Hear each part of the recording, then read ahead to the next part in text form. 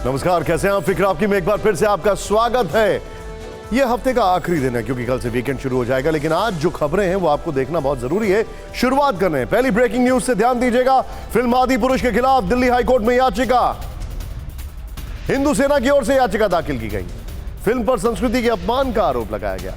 दूसरी breaking news, PM Modi के US दौरे से जुड़ी बड़ी खबर आ रही है। दौरे पर कई द्विपक्षीय समझौतों पर फोकस रहेगा, बायलैटरल्स।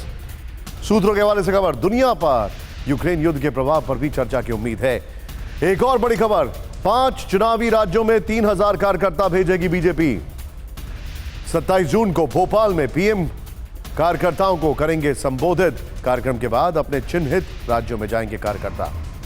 चौथी बड़ी खबर, हरियाणा के सिरसा में कल गृह मंत्री अमित शाह की रैली है।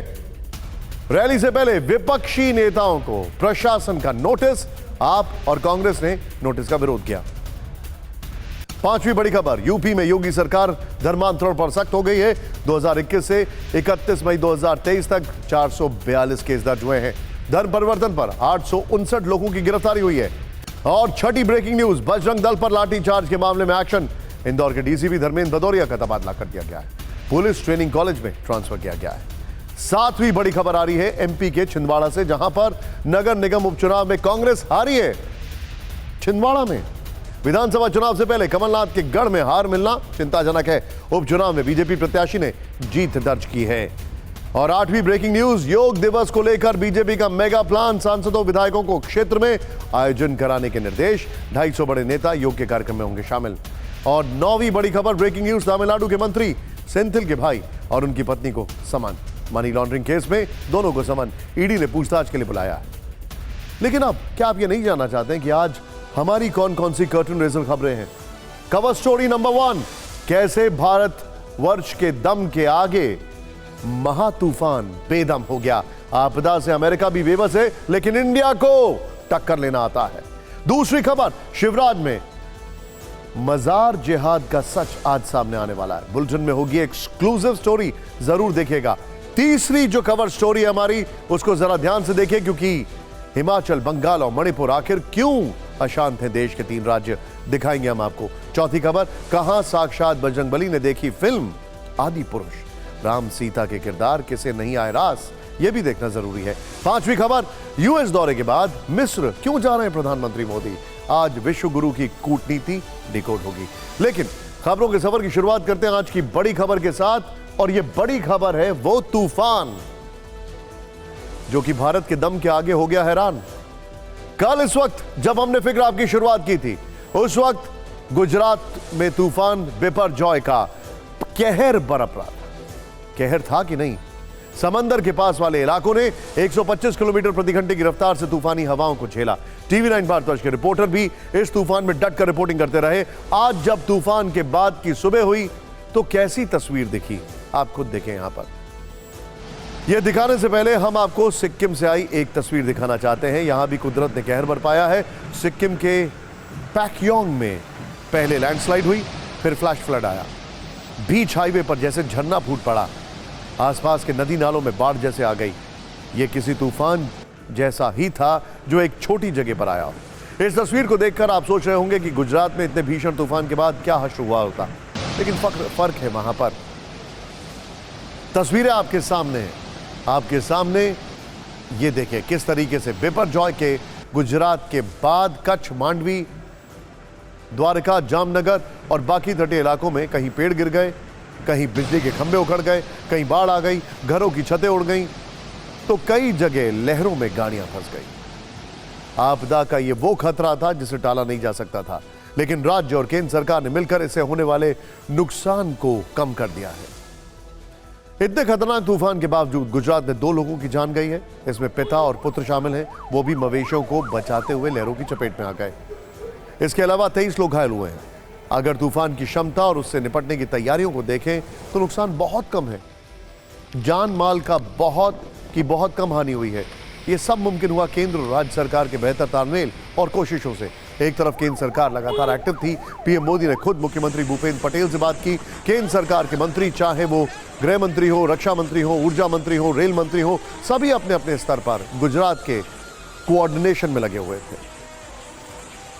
इस सब के बीच में दूसरी तरफ गुजरात सरकार के गृह मंत्री हर्ष सांघवी खुद ग्राउंड जीरो पर मौजूद रहे। इतनी कोशिशों के बावजूद तूफान तो गुजर गया, लेकिन अपने पीछे तबाही के निशान छोड़ गया।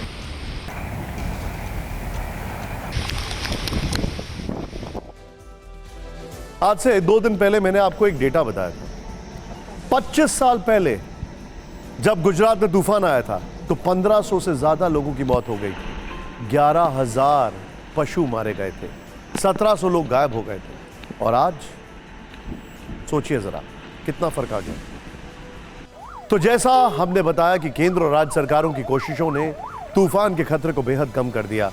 एनडीआरएफ के डीजी अतुल करवाल भी हमारी संवाददाता अंजू निर्वाण से बातचीत में यही कह रहे हैं। उन्हें सुनिए और सुकून की सांस लीजिए, क्योंकि आपदा से निपटना भारत को आता है। मुझे लगता है कि जितना डैमेज ये कर सकता था उससे कहीं कम हुआ है। हम इसको मिनिमाइज कर पाए हैं। गुजरात गवर्नमेंट की बहुत तैयारी थी, हम लोग सब साथ में जुटे हुए थे, तो एक सफलता मैं मानूंगा इसको। अभी हमारा प्रायोरिटी है कि एक तो जो नॉर्मलसी है उसको हम रिस्टोर करें, जहाँ पेड़ वेड़ गिरे हैं उसको क्लियर करें। Secondly heavy forecast of rain है, हैवी रेनफॉल का, तो उसकी हम तैयारी रखें कि कहीं फ्लडिंग हो, इनंडेशन हो, वहाँ से लोगों को रेस्क्यू कर पाएँ।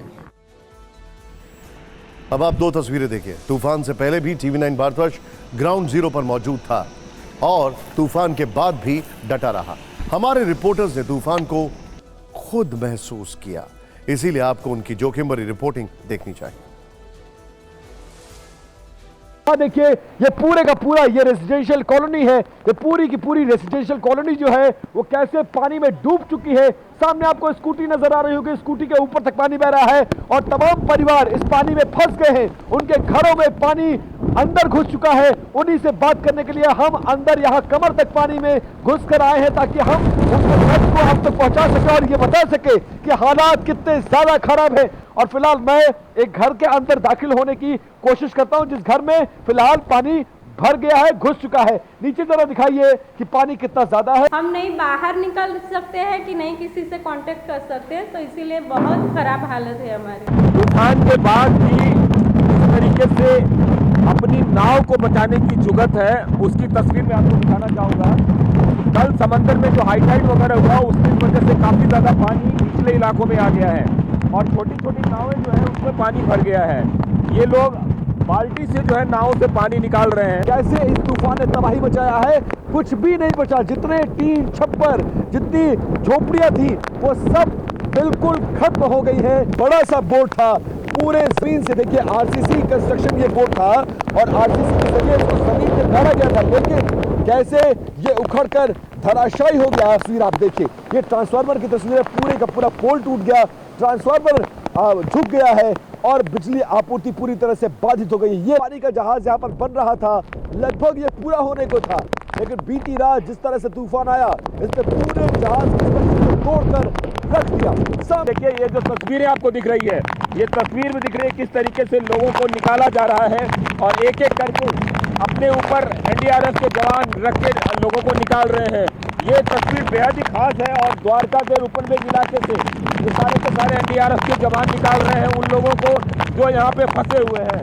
हमका कोई साधन वाधन नहीं, कुछ बंद हो गया सब। कोई जान माल का भी नुकसान हुआ है या सिर्फ बारिश हुई है? बड़ा वो पत्थर मत उठ गई है। तूफान के बाद बहुत सारे तीर्थयात्री हैं जो फंसे हुए हैं और होटलों में उनका बुरा हाल हो रहा है। मैं बहुत परेशान हूँ, हमारी तबीयत खराब है, खाना वाना कुछ नहीं मिल रहा है यहाँ पे। हम घर से जो खाना लेके आए थे सब खत्म हो चुका है, हम क्या करें, बहुत टेंशन। सबसे चिंताजनक बात मैं आपको बताना चाहूंगा, तूफान निकल गया है लेकिन एक बहुत बड़ा खतरा है, वो है अलग अलग बीमारियों के फैलने का। पानी के जमावड़े की वजह से डेंगू हो, मलेरिया हो, हैजा हो, यह सब फैल सकता है, तो लोगों को सावधानी बरतना बहुत जरूरी है। संकट की इस घड़ी में केंद्र और राज्य सरकारों ने मिलकर महा तूफान के खतरे को कैसे कम किया, अब आपको ये ब्लूप्रिंट दिखाते हैं। 12 जून को खुद प्रधानमंत्री मोदी ने गुजरात के मंत्रालयों और एजेंसियों के साथ बैठक की थी। 13 जून को गृह मंत्री अमित शाह ने गुजरात के सीएम के साथ वर्चुअल मीटिंग की और हर संभव मदद का भरोसा दिया। 14 जून को रक्षा मंत्री ने तूफान से निपटने की तैयारियों पर तीनों सेना प्रमुखों से बातचीत की। इससे यह हुआ कि तूफान से पहले ही गुजरात के 8 जिलों से 1 लाख लोगों को राहत शिविरों में भेजा गया। एनडीआरएफ की 15, एसडीआरएफ की 12 टीमें तैनात कर दी गई और राज्य सड़क एवं भवन विभाग की 115 और राज्य विभाग की 397 टीमों ने मिलकर राहत और बचाव का काम किया। बेहतर कोऑर्डिनेशन के साथ साथ तकनीकी सुधारों ने तबाही के ग्राफ को कैसे काफी कम कर दिया, इसे देखिए अब आप, जो मैं आपके सामने फैक्ट्स दिखा रहा हूं। अब ये नंबर 1 ऑटोमेटिक वेदर सिस्टम 675 से बढ़ाकर 808 किए गए। ये जो आपके सामने जो देख रहे हैं अब आप, फिर देखिए अब आप, 200 एग्रो AWS सिस्टम लगाए गए। 2014 से पहले ऐसा एक भी सिस्टम नहीं है। 13 नए अपर एयर ऑब्जर्वेशन सिस्टम लगाए गए हैं। 23 जीपीएस बेस्ड PB सिस्टम लगाए गए हैं, जो पहले एक भी नहीं था। केंद्र और राज्य सरकारों और तकनीकी सुधार सबको मिलाकर साइक्लोन से तबाही को सीमित किया गया। अब आपको एक और तस्वीर दिखाते हैं। एक तरफ भारत और दूसरी तरफ सुपर पावर अमेरिका। यूएन की डिजास्टर रैंकिंग लिस्ट में अमेरिका 467वें नंबर के साथ दूसरे और हम 321 नंबर के साथ तीसरे स्थान पर हैं। भारत में बिपरजॉय जैसा महातूफान आता है तो सिर्फ 2 लोगों की मौत होती है, वो भी मवेशियों को बचाने के चक्कर में। दूसरी तरफ अमेरिका में 2022 में हरिकेन आता है तो 148 लोग मारे जाते हैं। जानना चाहेंगे क्यों? क्योंकि पिछली आपदाओं से सबक लेते हुए हमने अपने सिस्टम्स को अपग्रेड किया है, जबकि अमेरिका एडवांस तकनीक होने के बावजूद भी सही समय पर खतरे की वार्निंग देते पा रहा है। और इससे भी बड़ी बात, अमेरिका में लोग वार्निंग पर अमल भी नहीं करते हैं।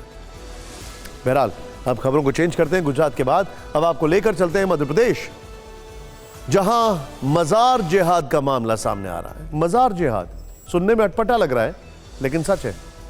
राजधानी भोपाल के बीचों बीच गुपचुप तरीके से ऐसी कई मजारों का निर्माण किया गया है जो अवैध हैं। TV9 भारतवर्ष के कैमरे में इनकी तस्वीरें रिकॉर्ड हुई हैं। हमारे संवाददाता शुभम गुप्ता की एक्सक्लूसिव रिपोर्ट दिखाएं। उससे पहले आपको बता दें कि इन मजारों को बनाने के पीछे का मकसद ही सरकारी जमीन पर कब्जा करना है। पिछले 1.5 साल में गुपचुप तरीके से कलियासोत बांध के करीब ये सभी मजारें बनाई गई। हैरानी यह है कि शासन प्रशासन को इसकी भनक तक नहीं लगी। सबसे ज्यादा चौंकाने वाली बात यह है कि यहां से मुख्यमंत्री का दफ्तर सिर्फ 9 किलोमीटर की दूरी पर है। यहां से गृह मंत्री नरोत्तम मिश्रा का ऑफिस सिर्फ 8 किलोमीटर की दूरी पर है। इस काम को इतने छिपे तरीके से किया जा रहा था कि इसकी जानकारी किसी को नहीं मिली, लेकिन TV9 संवाददाता शुभम गुप्ता ने न सिर्फ इसकी जानकारी ली, बल्कि एक पूरी रिपोर्ट तैयार की।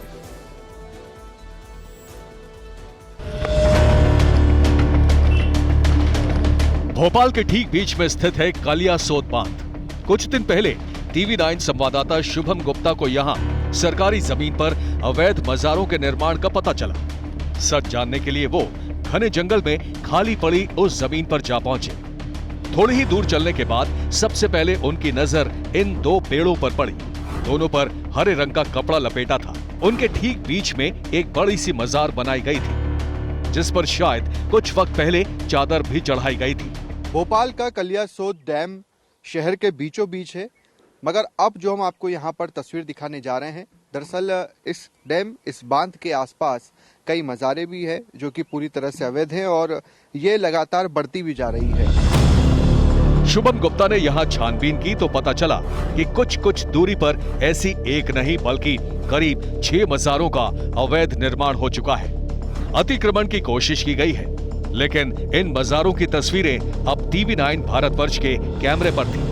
तस्वीर आप देख रहे हैं, इसी के पास में खुशीलाल कॉलेज भी है और ये जो तस्वीर आप देख रहे हैं, इसी को लेकर अब सवाल भी उठ रहे हैं कि आखिरकार एक मज़ार होते होते इतनी सारी ज़मीन पर किस तरह से कब्जा कर लिया गया। ये दूसरी तस्वीर भी आप देखिए कि जहाँ पर भी इस पूरे इलाके में आप देखेंगे तो सिर्फ आपको मज़ार ही मज़ार नज़र आती है।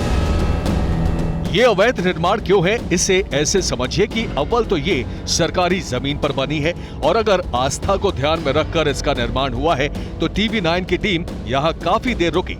इसके बावजूद उन्हें मजार के आसपास लोग नजर क्यों नहीं आए। इसी के पास ये बांध की तस्वीर हम आपको दिखाते हैं कि इस मज़ार के पास ही जो कलियासोत डैम की हम बात कर रहे हैं और उसी के एरिया के अंतर्गत ये मज़ारें आती है। तो यहाँ पर अगर आप आवाजाही देखें तो ज़्यादा आवाजाही हमें दिखाई नहीं देती। कुछ ही लोग जो हैं वो यहाँ पर आते हुए नज़र आते हैं। आज की अगर बात की जाए तो आज भी हम कई समय से यहाँ पर हैं, मगर फिर भी कोई भी शख्स जो है अभी तक नज़र नहीं आया है। ताज्जुब की बात है, भोपाल के लिए मास्टर प्लान बहुत पहले आ चुका है, लेकिन कलियासोत डैम के इस कैचमेंट एरिया में अवैध मज़ारों का निर्माण हो गया और शासन प्रशासन को इसकी भनक तक नहीं है। तो ऐसे में बड़ा सवाल यही है कि प्रशासन, नगर निगम इन सब चीज़ों को लेकर कब मुस्तैद दिखाई देगा या फिर धीरे धीरे इसी तरह से जो सरकारी ज़मीनें हैं, खास तौर पर बांध की, क्योंकि हम देखते हैं भोपाल में बड़े तालाब की भी बात की जाए वहाँ पर भी कब्जे को लेकर खबरें लगातार आती हैं, तस्वीरें दिखाई देती है। तो दूसरी तरफ कलियासोत बांध में भी इस तरह से अवैध मज़ारें दिखाई दे रही है। कैमरा पर्सन मुकेश के साथ शुभम गुप्ता, टीवी 9 भारतवर्ष, भोपाल। हम किसी धर्म के खिलाफ नहीं हैं, लेकिन धर्म के नाम पर गलत काम करने वालों के जरूर खिलाफ हैं। मध्य प्रदेश में पर्यटन को बढ़ावा देने के लिए राज्य सरकार ने पिछले ही साल कलियासोत बांध को टूरिस्ट स्पॉट बनाने का फैसला किया।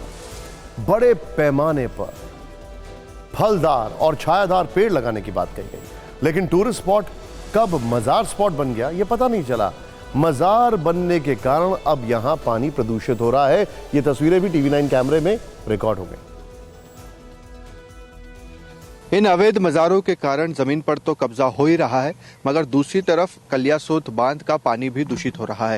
ये तस्वीरें आप देखें और तस्वीरें आप देखेंगे तो आपको सारी चीजें खुद ब खुद क्लियर हो जाएगी, स्पष्ट हो जाएगी कि आखिरकार समस्या कहां पर आ रही है। पहले तो मज़ारों का अवैध निर्माण करके जमीन कब्जा करने की कोशिश हुई, फिर बाद में यहां गंदगी फैलाना शुरू हो गया। जिस कलियासोत डैम को राज्य सरकार टूरिस्ट स्पॉट बनाने की तैयारी में थी, इन मज़ारों के चलते वो प्रदूषण का अड्डा बन गया। ये कलियासोत डैम के बिल्कुल पास की तस्वीरें हैं, जहां पर ये सारा की सारा सामान, चादरें अगर आप देखें तो यहाँ पर पड़ी हुई है। और दूसरी तरफ अगर आप थोड़ा करीब भी जाते हैं तालाब के तो ये जितनी भी सामग्री जो इन मज़ारों पर चढ़ाई जाती है वो कहीं न कहीं इस तालाब में, इस बांध में ही फेंक दी जाती है, और जिससे कि यहाँ का पानी भी खासा दूषित हो रहा है। भोपाल को झीलों की नगरी कहा जाता है।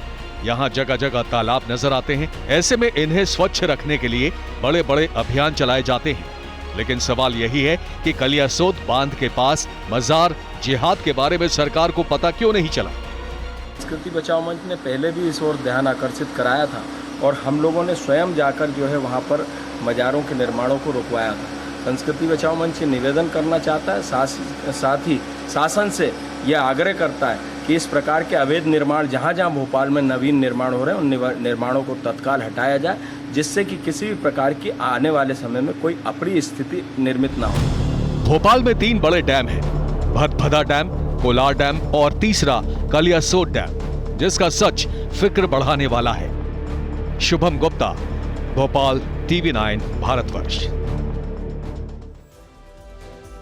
और सबसे बड़ी बात क्या है, मैं चाहूंगा जो मेरे जो प्रोड्यूसर हैं वो जरा प्लीज फुल फ्रेम कट करें। एक और चीज मैं आपको यहां पर दिखाना चाहूंगा, ध्यान दीजिएगा। मज़ारों का इस तरीके से तो रखरखाव नहीं हो सकता। ये तस्वीर देखिए, कतई नहीं हो सकता। आप देख रहे हैं मज़ारों पर क्या है, ये मज़ार के ऊपर कतई नहीं हो सकता। आप समझ गए मैं क्या है, मैं नाम भी नहीं लेना चाहता हूं। बहरहाल अब बात रही इस पूरी खबर की। टीवी 9 के खुलासे के बाद इस मुद्दे पर सियासत गरमा गई। शिवराज सरकार की तरफ से कार्रवाई का भरोसा दिया गया है, तो कांग्रेस ने इन मज़ारों को अवैध मानने से ही इनकार कर दिया। इसे सरकारी नहीं बल्कि नवाबों की जमीन करार दिया। कि यदि अवैध मज़ारें हैं तो वो बिल्कुल भी नहीं रहेंगी। उनके खिलाफ कार्रवाई होगी। कुछ लोग जो भूमाफिया हैं वो ज़मीनों की हेराफेरी करने के लिए इस तरह से अवैध मजार बनाए हैं। यदि ऐसा कहीं भी प्रकरण आएगा तो सख्त कार्रवाई होगी। हमने देखा कोई मैंने लोग कहा नहीं कि है ये वहाँ बिल्कुल पर। सहन नहीं किया जाएगा और यदि इस तरह के कोई भी प्रकरण है तो वो हटाए भी जाएंगे और जो दोषी हैं उन पर कार्रवाई भी होगी। सरकार तो जिंदा को जब हटा रही है एक समाज के, तो मरोगों को हटा देता है, उस पर क्या है, उस पर क्या कहेंगे? क्योंकि ये तो हटाने पे आमादा है ना, नफरत फैलाने, तोड़ने, बर्बाद करने, इसी पर आमादा है, इनका काम है, तो यही कहते रहते हैं। पानी सूखता, आपने देखा होगा तालाब के बीचों बीच कई कब्रें निकाली जाती हैं, 2-3 निकलती हैं, तो अब आप उनको भी हटाने चले जाए। जब पानी सूखे तो फिर विश्वासारंग को वहां भी चले जाना चाहिए। ये सियासत वोट बैंक की खातिर है, लेकिन ऐसा भी नहीं है कि मध्य प्रदेश की सरकार ये सच नहीं जानती। दिसंबर 2022 में खुद मुख्यमंत्री शिवराज सिंह चौहान ने कहा था कि आदिवासी महिलाओं के साथ लव जिहाद करके लैंड जिहाद की साजिश रची जाती है। बावजूद इसके सरकार की नाक के नीचे भोपाल में मजार जिहाद की किसी को खबर तक नहीं। इस सब के बीच में यह हैरान करने वाली खबर थी। खासकर मैं आपको एक छोटा सा उदाहरण देना चाहूंगा। आज से कई साल पहले आजम खान का मैंने इंटरव्यू किया था और उन्होंने खुद यह कहा था कि रामपुर में भी ऐसी घटनाएं हुई हैं, तो उस अतिक्रमण को उन्होंने खुद हटवाया है। सोचिए सर। बहरहाल देश के 3 राज्यों में अशांति के हालात हैं और यह बहुत चिंताजनक खबर है। हिमाचल प्रदेश में एक युवक की हत्या के बाद जो आग लगी उसने पहाड़ में टेंशन बढ़ा दी। पश्चिम बंगाल में पंचायत चुनाव को लेकर पिछले 1 हफ्ते से जारी हिंसा ने तनाव बढ़ा रखा है। नॉर्थ ईस्ट के मणिपुर में हिंसक झड़प लगातार जारी। तीनों राज्यों में आज क्या हुआ आपको डिटेल में दिखाएंगे। शुरुआत हिमाचल प्रदेश के चंबा की परेशान करने वाली तस्वीर से और खबर से। यह देखिए बात। मोहब्बत का मामला पहले सनसनीखेज हत्याकांड तक पहुंचा, फिर तनाव इतना बढ़ा कि कई साल से साथ साथ रहते आए 2 समुदाय दुश्मन बन गए। देखते ही देखते चंबा में आग की ऐसी भयानक लपटें उठने लगी, आक्रोश से भरी नारे लगाती भीड़ ने एक घर को आग के हवाले कर दिया। आग इतनी भीषण थी कि थोड़ी देर में सब जलकर खाक हो गया। आप सोच रहे होंगे कि हंगामा और आक्रोश और ये आग क्यों भड़की है। दरअसल इसके पीछे एक प्रेम कहानी है जिसे वक्त से पहले खत्म कर दिया गया। इस रिपोर्ट को देखिए, आपको पूरी बात समझ में आ जाएगी।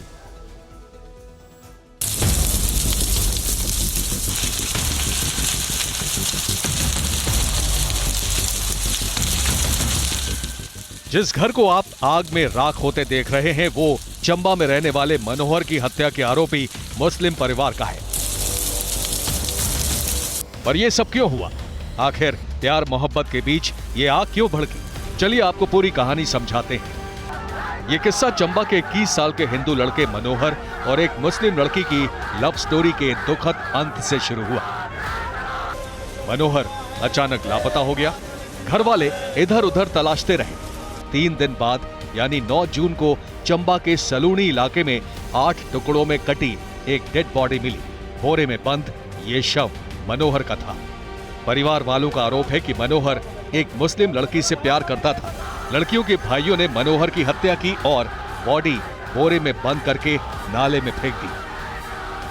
पहले इन्होंने गाय काटी, फिर अब आदमी काट दिया, 5 टुकड़े कर दिए आदमी के और पकड़े 2 18 साल से कम युवक। एक्चुअल से जो अनक्यूज है वो दूसरी स्टेट से आते हैं, जम्मू कश्मीर से आते हैं, वहाँ से उठ के आते हैं जम्मू कश्मीर से। पुलिस ने इस मामले में आरोपी शब्बीर, उसके चाचा मुसाफिर हुसैन और चाची फरीदा को गिरफ्तार किया है। लेकिन जिस हैवानियत के साथ मनोहर को मारा गया उससे लोग गुस्से में हैं। यही गुस्सा इतना भड़का कि आग की शक्ल में फूट पड़ा।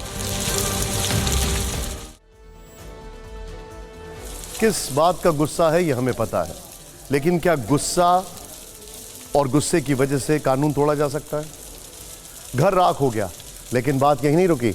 नाराज लोगों ने चंबा की सड़कों पर प्रोटेस्ट किया। डिस्ट्रिक्ट एडमिनिस्ट्रेशन ने सलूड़ी में अगले 60 दिन के लिए धारा 144 लगा दी है। मुख्यमंत्री सुखविंदर सिंह सुक्खू ने लोगों से शांति की अपील की है। आज मामले में पॉलिटिक्स भी हुई है। पूर्व मुख्यमंत्री जयराम ठाकुर चंबा पहुंचे। वो पीड़ित परिवार से मिलना चाहते थे। पुलिस ने रोका तो बात बहस तक पहुंच गई, जिसके बाद पूर्व सीएम धरने पर बैठ गए। ये रील देखिए।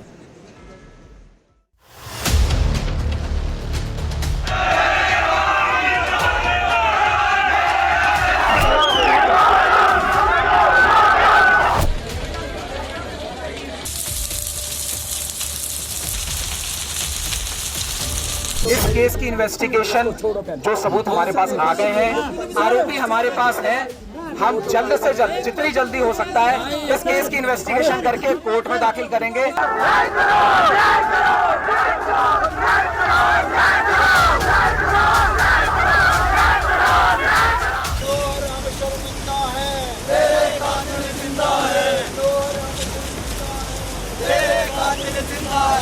समय में यहाँ के प्रशासन को देखना पड़ेगा, चंबा के प्रशासन को, और हिमाचल के प्रदेश के मुख्यमंत्री को भी सोचना पड़ेगा।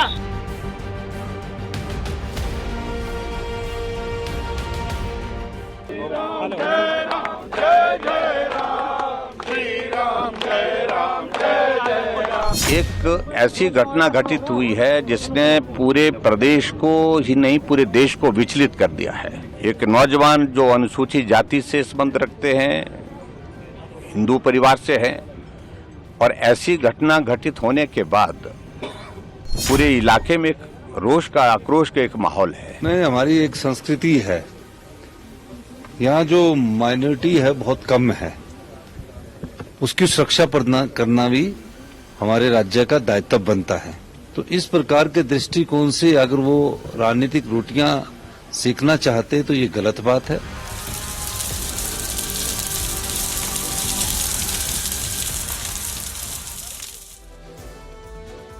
चंबा में मोहब्बत में इंतकाम की कहानी में टेरर का एंगल भी आ गया है। पूर्व मुख्यमंत्री जयराम ठाकुर ने आरोपी के तार आतंकियों से जुड़े होने की आशंका जताई है।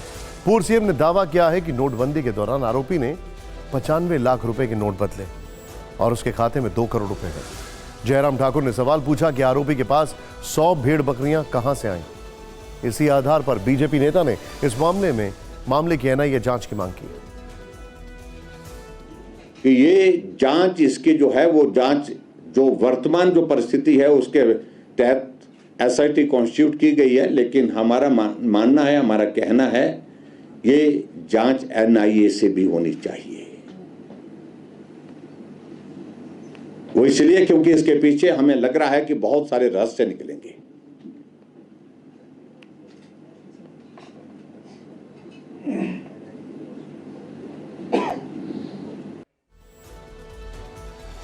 क्या लॉ एंड ऑर्डर स्टेट का सब्जेक्ट नहीं है? सोचिए जरा। हिमाचल प्रदेश से पहले उत्तराखंड में भी इसी तरह की घटना को लेकर भारी टेंशन है। उत्तराखंड का उत्तरकाशी जिला पिछले 20 दिन से लव जिहाद के मुद्दे पर सुलग रहा है। जिले में हिंदू मुस्लिम समुदायों में तनाव बढ़ा है। रैलियों से लेकर पंचायत और धरने प्रदर्शन हो रहे हैं, जिसके बाद 1 दर्जन से ज्यादा मुस्लिम परिवारों को उत्तरकाशी से पलायन करना पड़ा है। सोचने वाली बात यह है कि अचानक पहाड़ों को क्या हुआ कि लव जिहाद और धर्मांतरण के मुद्दे पर उत्तराखंड से हिमाचल तक सुलगने लगे। लेकिन अब पहाड़ों से उतरते हैं और बात करते हैं बंगाल की। पश्चिम बंगाल में चुनावी हिंसा की हैरान करने वाली डिटेल सामने आई है। जरा ध्यान दीजिएगा। 8 जून को बंगाल में पंचायत इलेक्शन की तारीखों का ऐलान हुआ। अगले दिन हिंसा शुरू हो गई। 1 हफ्ते से अनियंत्रित हिंसा में 5 लोगों की मौत हो चुकी है, कई लोग घायल हैं।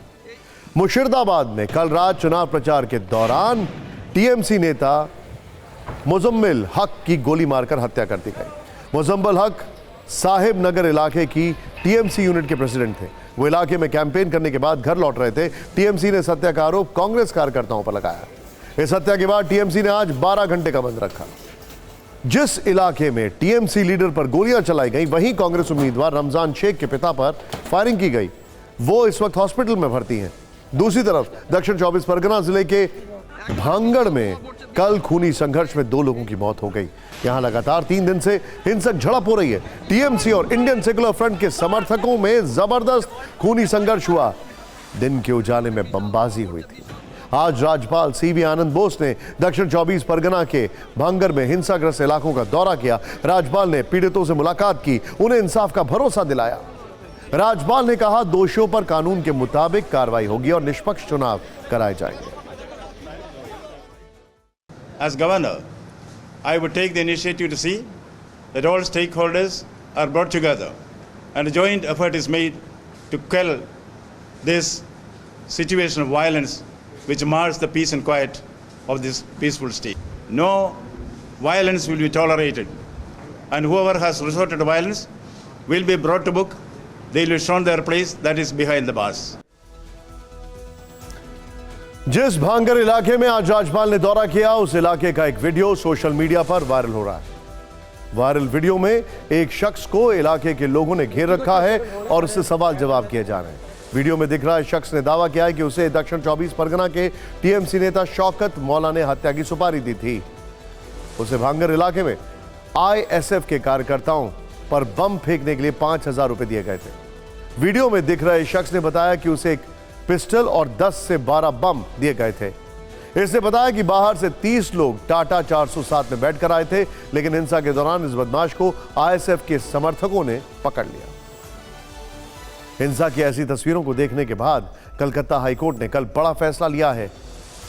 कलकत्ता हाईकोर्ट ने 8 जुलाई को होने वाली वोटिंग के लिए सभी जिलों में केंद्रीय सुरक्षा बलों की तैनाती के निर्देश दिए। हाईकोर्ट ने राज्य चुनाव आयोग से 48 घंटे के अंदर सेंट्रल फोर्सेस के लिए केंद्र से अनुरोध करने को कहा है।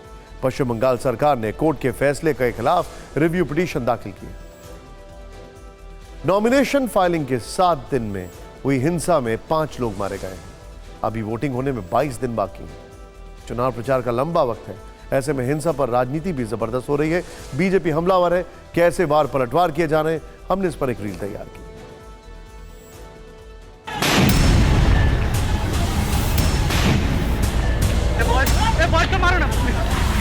पूरा प्रदेश में ये पंचायत चुनाव को लेकर जो वायलेंस है, अब तक 4-5 आदमी का डेथ हो गया है। Hundreds of BJP worker and opposition workers A injured হয়ে গিয়া है। আমাদের দল কোনোভাবেই এতে ইনভলভ নয়। আমাদের দলের স্ট্রংলি ইনস্ট্রাকশন যে যার মতো নমিনেশন দেবে। कि सरकार पश्चिम बंगाल की पुलिस जिस प्रकार से बर्ताव कर रही है, ये देश के लोकतांत्रिक और चुनावी इतिहास में एक बहुत काला अध्याय है। So don't worry, the people of Bengal is with Mamata Banerjee. I don't know how many thousand crores will be spent for all these central forces, where West Bengal is not getting a single penny for the development of West Bengal. Bengal में खूनी हिंसा पर politics ही नहीं हो रही है, पंचायत चुनाव के लिए रिकॉर्ड तोड़ नॉमिनेशन भी बड़ा मुद्दा बन गया। 9 जून से शुरू हुए नॉमिनेशन के पहले 5 दिन में टीएमसी के 7,000 उम्मीदवारों ने पर्चे भरे, जबकि बीजेपी का दावा है कि 14 जून को अचानक टीएमसी के 40,000 कैंडिडेट्स ने नॉमिनेशन फाइल कर दिया। यानी कल 15 जून को पर्चा भरने का आखिरी दिन था। बीजेपी दावा कर रही है कि कल सिर्फ 4 घंटे में टीएमसी के 30,000 सदस्यों ने नॉमिनेशन किया। बीजेपी के नेता सवाल पूछ रहे हैं कि यह कैसे संभव है। बीजेपी का आरोप है कि यह सब अफसरों की मिलीभगत से हुआ है। अब इसे लेकर बीजेपी और टीएमसी में वार पलटवार शुरू हो गया है। पश्चिम बंगाल बीजेपी के अध्यक्ष सुकांत मजूमदार ने क्या कहा और इसका टीएमसी सांसद शांतनु सेन ने क्या जवाब दिया, आपको दिखाते हैं। डीएम के द्वारा पूरा ऐसे बंडल करके लेके जाके नॉमिनेशन करवाया गया। लोग भी नहीं घुसे, सीसीटीवी भी जांच होनी चाहिए। अगर जांच होगी तो बाहर आ जाएगा कि कोई गया नहीं नॉमिनेशन करने के लिए, नॉमिनेशन हो गया। जब दीदी भाई मुख्यमंत्री तो फिर डर काहेगा। आइए अब देखते हैं टॉप लाइन। दिल्ली के नेहरू मेमोरियल का नाम बदलकर प्रधानमंत्री संग्रहालय किया गया। कांग्रेस बोली, बदलना छोटी सोच का परिचय है, लोगों के दिल से नेहरू को नहीं निकाल सकते। कांग्रेस अध्यक्ष मल्लिकार्जुन खड़गे का ट्वीट, बीजेपी पर साधा निशाना, कहा जिनका कोई इतिहास नहीं वो दूसरों का इतिहास मिटाने चले हैं। आरजेडी के विधायक रीतलाल यादव का विवादित बयान, बोले रामचरितमानस मस्जिद में बैठकर लिखी गई थी, बीजेपी का निशाना, कहा गुंडे रामचरितमानस पर बोल रहे हैं, इससे दुर्भाग्यपूर्ण कुछ नहीं हो सकता। टीवी9 भारतवर्ष के साथ एक्सक्लूसिव बातचीत में बोले बाबा रामदेव, सनातनी के नाम पर तनातनी नहीं चाहता, धर्म के नाम पर उन्माद की जरूरत नहीं। जितिन राम मांझी के महागठबंधन से अलग होने पर पहली बार बोले नीतीश कुमार, कहा बीजेपी से मिल रहे थे मांझी, महागठबंधन में रहकर देते थे पार्टी से जुड़ी जानकारियां। मांझी ने नीतीश के आरोपों को बताया निराधार। सोनभद्र को सीएम योगी ने दी बड़ी सौगात, 217 विकास परियोजनाओं का किया उद्घाटन। मन से विपक्ष पर साधा निशाना, कहा कांग्रेस सपा बसपा ने भगवान राम को टेंट में रहने के लिए मजबूर किया है। आज पीएम मोदी के निर्देशन में भव्य राम मंदिर का निर्माण हो रहा है। दिल्ली कोचिंग सेंटर में लगी आग का हाईकोर्ट ने लिया संज्ञान। दिल्ली सरकार, पुलिस और एमसीडी को जारी किया नोटिस। कोर्ट ने ऐसी इमारतों के फायर ऑडिट करने के निर्देश दिए। नवाब मलिक की जमानत अर्जी पर बॉम्बे हाईकोर्ट ने फैसला रखा सुरक्षित। अगले हफ्ते कोर्ट सुनाएगी फैसला। नवाब मलिक ने मेडिकल ग्राउंड पर मांगी है जमानत। जम्मू कश्मीर में सेना का बड़ा ऑपरेशन। दक्षिण कश्मीर में सर्च ऑपरेशन के दौरान जैश के 5 आतंकी गिरफ्तार। आतंकियों के पास से AK-47, 2 पिस्तौल और ग्रेनेड बरामद। रामायण पर आधारित फिल्म आदिपुरुष आज सिनेमाघरों में रिलीज हो गई। बॉक्स ऑफिस पर फिल्म को दर्शकों का मिला जुला रिस्पांस मिल रहा है, लेकिन हम यहां फिल्म के रिव्यू पर बात नहीं कर रहे हैं। जैसा कि हमने कल आपको इसी शो में बताया था, थिएटर में दर्शकों के साथ साथ हनुमान जी की भी पिक्चर देखने को लगी। आज कुछ वैसा ही हुआ। देश के अलग अलग सिनेमाघरों से जो तस्वीरें सामने आई हैं, उनमें एक कुर्सी पर बजरंग बली भी प्रतीक के तौर पर विराजमान दिखे। कहीं उनकी तस्वीर रखकर सीट खाली छोड़ी गई, तो कहीं सीट को उनकी तस्वीर वाले चोले से कवर कर दिया गया। मुंबई से लेकर दिल्ली और लखनऊ तक के थिएटर में यह दृश्य देखने को मिला। इस बीच सोशल मीडिया पर एक वीडियो वायरल हो रहा है, जिसमें एक बंदर थिएटर की खिड़की से झांकता दिखाई दे रहा है। इसको लेकर लोग लिख रहे हैं साक्षात हनुमान प्रभु श्री राम से मिलने आए हैं, या कहें कि आदि पुरुष देखने आए हैं। थिएटर में आदि पुरुष देखते राम भक्त हनुमान पर हमारी ये पैन इंडिया रील देखें।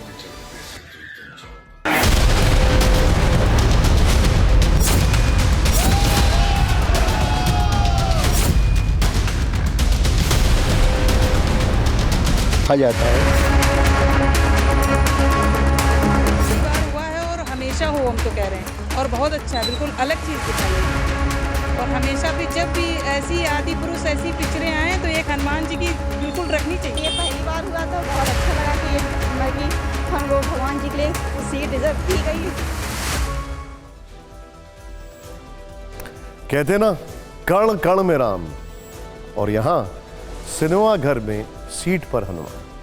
यह फिल्म महाकाव्य रामायण पर आधारित है, लेकिन सोशल मीडिया के हर प्लेटफॉर्म से लेकर अदालत तक इस पर विवादों का साया है। इस फिल्म के खिलाफ दिल्ली हाई कोर्ट में एक जनहित याचिका दायर की गई है, जिसमें रामायण और भगवान राम के अपमान का आरोप लगाया गया है। साथ ही भारतीय संस्कृति का मजाक उड़ाने का भी आरोप लगा है।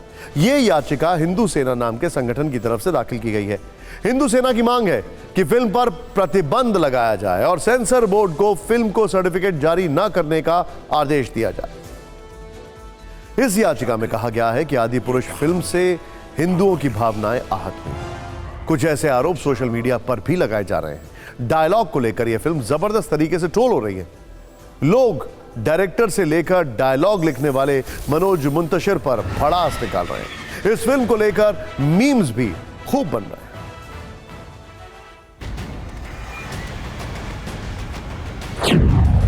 आदि पुरुष की टीम ने बहुत रिसर्च करके यह पता लगाया है कि रावण अजगरों की शैया पर आराम करता था। मेघनाथ ने पूरे शरीर पर टैटू बनवाए थे, और सबसे बड़ी खोज रावण रॉकस्टार भी था। गोविंद राज रायडू नाम के यूजर ने फिल्म के डायरेक्टर ओम राउत और डायलॉग राइटर मनोज मुंतशिर को निशाने पर लिया। लिखा कि राम जी को क्या बना दिया है, रावण की खोपड़ी सब्जियों की तरह दिख रही है, हनुमान जी मां सीता को प्रणाम नहीं कर रहे हैं। डायलॉग ऐसे घटिया हैं कि मनोज मुंतशिर को संन्यास ले लेना चाहिए। आदि पुरुष को लेकर लोगों की भड़ास की ये शुरुआत थी। विजेंद्र सोलंकी नाम के ट्विटर यूजर ने लिखा, आदि पुरुष देख समझ आएगा कि वाल्मीकि जी ने काफी गलतियां की थी। जैसे सोने की लंका काली थी, मां सीता पीले नहीं श्वेत वस्त्र पहनती थी, रावण चमगादड़ की सवारी करता था, शिव भक्त रावण रुद्राक्ष भी तोड़ देता था, लक्ष्मण जी की स्टाइलिश बियर्ड थी, हनुमान जी प्रणाम सीने पर हाथ रखकर करते थे। यूपी बीजेपी यूथ विंग की सोशल मीडिया हेड हैं डॉक्टर ऋचा राजपूत। इन्होंने भी फिल्म पर अपनी भड़ास निकाली। ट्विटर पर लिखा, हमारे लोग फालतू में मेहनत कर रहे थे 6 महीने से, कभी ड्रेस पर, कभी कास्टिंग पर, कभी दाढ़ी, कभी 10 सिर पर। मुद्दे की बात एक ही है, जब कंटेंट बर्बाद है तो उसे कोई नहीं बचा सकता। बॉयकॉट पर क्यों मेहनत करनी? ये फिल्म स्वयं ही डूब जाएगी। सनातनी शांतनु नाम के यूजर ने लिखा, प्रभु श्री राम का अपमान नहीं सहेगा हिंदुस्तान। ये फिल्म और भी कई वजहों से विवाद में है। फिल्म के वीएफएक्स को लेकर आलोचना हो रही थी। लोगों ने रावण के हेयर स्टाइल को लेकर आपत्ति जताई। कहा जा रहा है कि इसमें सोने की लंका को काली दिखाया गया है। रावण मां सीता के अपहरण करके उन्हें पुष्पक विमान में नहीं बल्कि काले रंग के चमगादड़ की तरह के पक्षी की सवारी करा कर ले जाता है। हनुमान जी पर लिखे गए डायलॉग्स की जमकर आलोचना हो रही है। लोगों के जहन में रामानंद सागर की रामायण आज भी ताजा है। इसके संवाद, अभिनय, निर्देशन सब अद्भुत, अकल्पनीय था। इसमें हर एक एक्टर ने ऐतिहासिक रोल अदा किया। यही वजह है कि जब हम आंख बंद करते हैं तो रामायण सीरियल के राम और सीता ही ध्यान में आते हैं। लेकिन इस आदि पुरुष पर जिस तरह से लोग अपना गुस्सा निकाल रहे हैं, उससे ऐसा लगता है कि उन्हें ना ही अभिनय पसंद आया, ना ही संवाद, और शायद भावनाएं आहत हुई हैं। इसीलिए फिल्म समीक्षक तरण आदर्श ने आदि पुरुष को निराशाजनक कहा है और इसे सिर्फ 1.5 स्टार दिया। 5 में से 1.5 स्टार।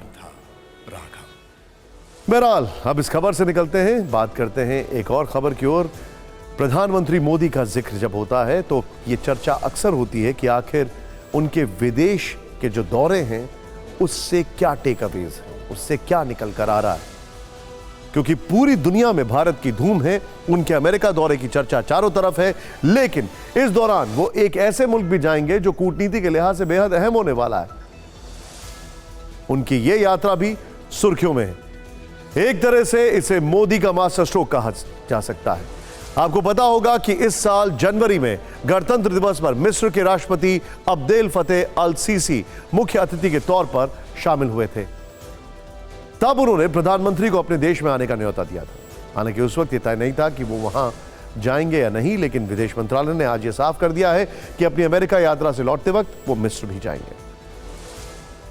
भारत के साथ मिस्र के पुराने रिश्ते हैं, फिर चाहे वो आर्थिक हो या सांस्कृतिक, और इसी को और धार देने की मोदी सरकार का प्लान है। विदेश मंत्रालय ने बताया कि पीएम मोदी 24-25 तारीख के दरमियान अमेरिका से इजिप्ट पहुंचेंगे, यानी यूएस से लौटते वक्त वो मिस्र की राजधानी में लैंड करेंगे, जहां उनका राष्ट्रपति अब्देल फतेह अल सीसी से मिलने का कार्यक्रम है। दोनों देशों के बीच व्यापार और रणनीतिक रिश्तों पर बातचीत होगी। प्रधानमंत्री मोदी का यह पहला मिस्र दौरा है, जहां इजिप्ट के बड़े अफसरों के अलावा भारतीय समुदाय के लोगों से भी उनकी मुलाकात होगी। इससे पहले 2020 में कोरोना महामारी की वजह से उनका वहां जाना टल गया था।